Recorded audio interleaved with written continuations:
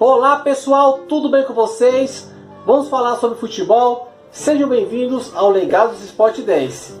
E se você ainda não conhece o nosso canal, eu sugiro que você assista nosso conteúdo até o final. Aí sim, se você gostar, você vai lá, compartilha nossos vídeos, se inscreve no canal, deixa aquele like também que é muito importante, toca o sininho das notificações para vocês não ficarem perdidos a tantos youtubers, né? Ajude-nos a chegarmos aos 1000 inscritos. E o vídeo de hoje está bem interessante. 10 curiosidades que talvez você não sabia sobre futebol.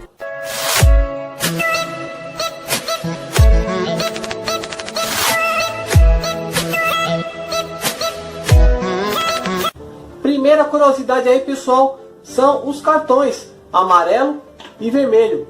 Desde que o futebol começou a ser disputado de forma competitiva, os árbitros puderam advertir os jogadores e expulsar. Só que no começo do futebol, pessoal, não existiam os cartões. Então, para o juiz controlar os ânimos, ele usava muito gesto. Então, tipo assim, ele falava assim: "Ô, acalma aí, devagar". E se ele fosse expulsar, ele falava "tchau", sempre com gesto. Só que imagina só, um jogo entre Japão e Arábia Saudita e o juiz da Alemanha. Como que você vai entender que o juiz está te advertindo ou te expulsando? E foi essa situação que aconteceu na Copa do Mundo de 1966. O jogo entre Argentina e Inglaterra. O juiz alemão expulsou o porteiro Hattin. Alegando não entender o que aconteceu, o jogador se negou a sair de campo e acabou sendo retirado por policiais. Por essa razão, os membros do comitê de arbitragem da FIFA criaram os cartões amarelo e vermelho. Amarelo, advertência; vermelho, expulsão.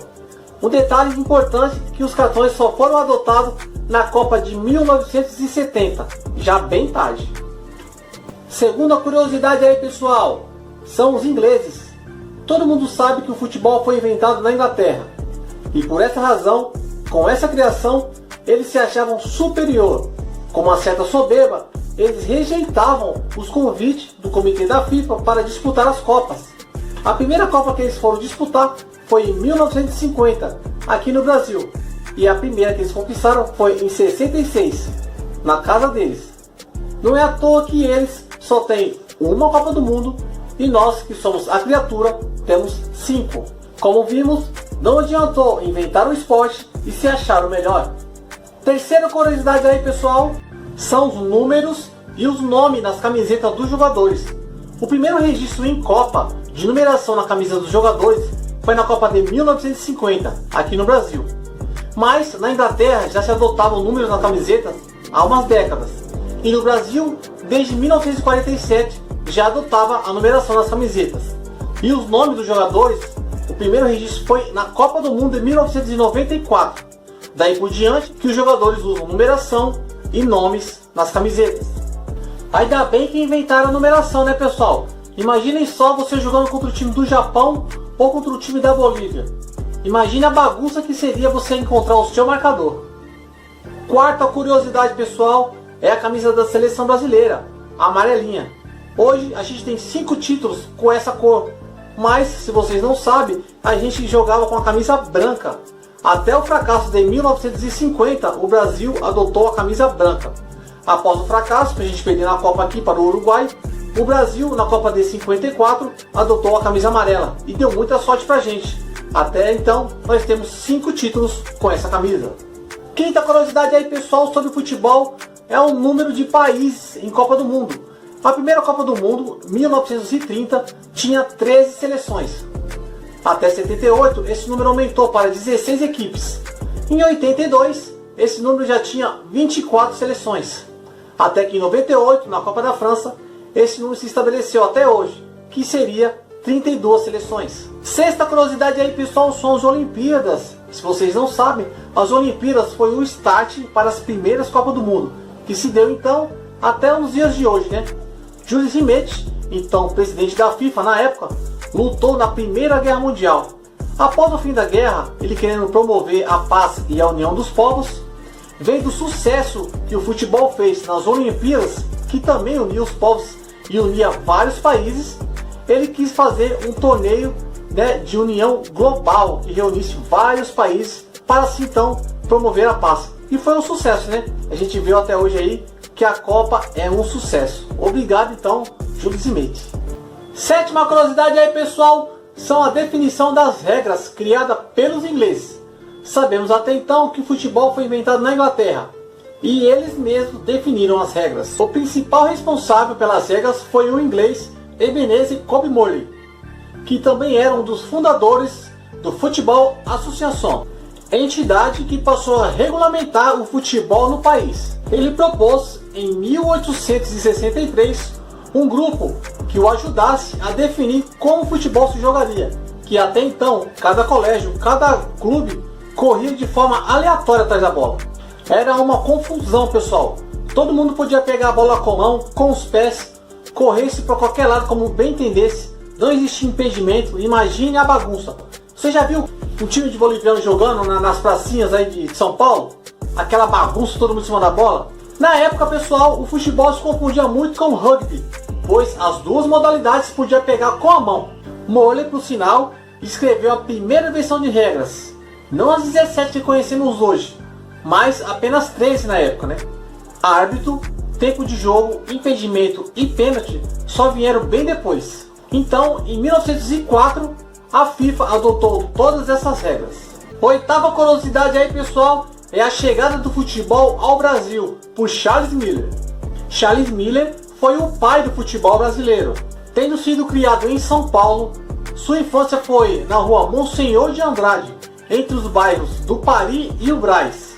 Nascido em 24 de novembro de 1874, no número 168, o menino Charles William Miller era filho de escocês, que viera trabalhar em São Paulo, na primeira ferrovia paulista, que quando pronta, ligaria a capital ao litoral. Aos 10 anos de idade, seus pais o enviaram à Europa novamente. E logo de qual país ele foi? Logo para a Inglaterra. Uma década mais tarde, após aprimorar seus estudos, ele trouxe em sua bagagem 2 bolas que ganhou do seu colega de presente, que já jogava no clube da Inglaterra, o Southampton. Ele trouxe mais em sua bagagem, pessoal: um par de chuteiras, alguns uniformes usados, uma bomba de ar e um livro de regras, na qual era o futebol, o esporte onde ele conhecera e na qual estava apaixonado. O mais importante de tudo isso, pessoal, é que ele trouxe um sonho e uma paixão nacional para o nosso país. O futebol brasileiro teve um pai, e ele foi Charles Miller. Nona curiosidade aí, pessoal, é o Clube dos 13. Em 1987, o Brasil chegava numa inflação de 70%. Então a CBF chegou na conclusão que ela não tinha dinheiro para bancar os clubes, nem o Campeonato Brasileiro, nem organizar. Foi aí então que o Clube dos 13 teve a ideia de proporcionar o seu próprio Campeonato Brasileiro, e o nome era a Copa União. Juntando os 4 clubes de São Paulo, os 4 do Rio, os 2 de Minas, Cruzeiro e Atlético Mineiro, os 2 do Sul, Grêmio e Internacional, e convidando aí o Bahia, tiveram a ideia de organizar o próprio Campeonato Brasileiro, pois eles reclamavam muito que a CBF organizava o Campeonato Brasileiro e não tinha um regulamento certo para cada ano, né? Era muito mal organizado. Então eles criaram, que foi a Copa União. O Clube dos 13 foi criando força, totalizando então 20 clubes, e assim conseguiram fazer o Campeonato Brasileiro sem intervenção da CBF, com seus próprios organizadores. Foi aí então que a CBF ficou com inveja e criou a Série B, o Campeonato Brasileiro B, né, que contava com o Sport, Guarani e outros mais. E ela queria que o campeão do módulo amarelo, que ela mesma tinha dado o nome, fizesse a final com o módulo verde, né, que lá já estavam os grandes clubes. E o campeão do módulo amarelo foi o Sport, e o campeão do módulo verde foi o Flamengo. E ela queria que fizesse esse confronto para assim decretar o campeão brasileiro de 87. Mas o Flamengo não quis essa final, e vocês podem ver aí que em 87 tem 2 campeões brasileiros. O Sport do módulo amarelo, que foi a CBF que criou, e o Flamengo do módulo verde, que era criado pelo Clube dos 13. Então, os 2 foram campeões nesse ano. Só que a CBF não considera o título do Flamengo autêntico. Conforme os passados anos, o Clube dos 13 foi perdendo força e hoje não existe mais. Pessoal, vocês viram aí a gente já teve a nossa Superliga, hein? 10ª e última curiosidade, pessoal, a Lei Pelé. Pelé salvou os jogadores da escravidão dos clubes e dos cartolas. Vou te explicar mais ou menos como funciona. Antigamente, os jogadores eram revelados pelos clubes, correto? Correto. Só que até então, quando ele passava a ser profissional, ele era vinculado ao clube para sempre. Então quer dizer, se ele ficasse desempregado, se o clube mandasse ele embora, não podia assinar contrato com outro clube. Ele ficava vinculado ao clube até o clube, quando bem entender, vendê-lo. E quando vendê-lo, ele só poderia levar 15% da venda. Devia ser horrível ficar preso aos cartolas e aos clubes, né? É a mesma coisa hoje, você vai procurar emprego e você não consegue entrar na empresa porque a sua antiga firma não te dá carta de referência. Era praticamente isso que acontecia. Hoje, a Lei Pelé deixa os jogadores livres. Sabendo disso, os clubes e os cartolas recorreram. O que eles fizeram então? Fizeram longos contratos. No máximo 5 anos é o contrato que o jogador pode ficar preso, vinculado ao clube. É o que a FIFA permite. E outro caso curioso também é a multa rescisória. Para um clube tirar o jogador de outro que ele tem contrato pronto, igual a PSG fez com o Neymar no Barcelona, ele tem que pagar aquela multa milionária. Então os clubes exercem aquela multa para segurar o máximo que podem os jogadores. Com 6 meses antes de acabar o contrato, o jogador já pode assinar um pré-contrato com outro clube. Então a Lei Pelé favoreceu demais os jogadores. E esse foi o vídeo de hoje, pessoal. Se vocês gostaram, deixe seu like, compartilhe esse vídeo com seus amigos. Se não é inscrito no canal ainda, se inscreve, ainda dá tempo. Um abraço e valeu!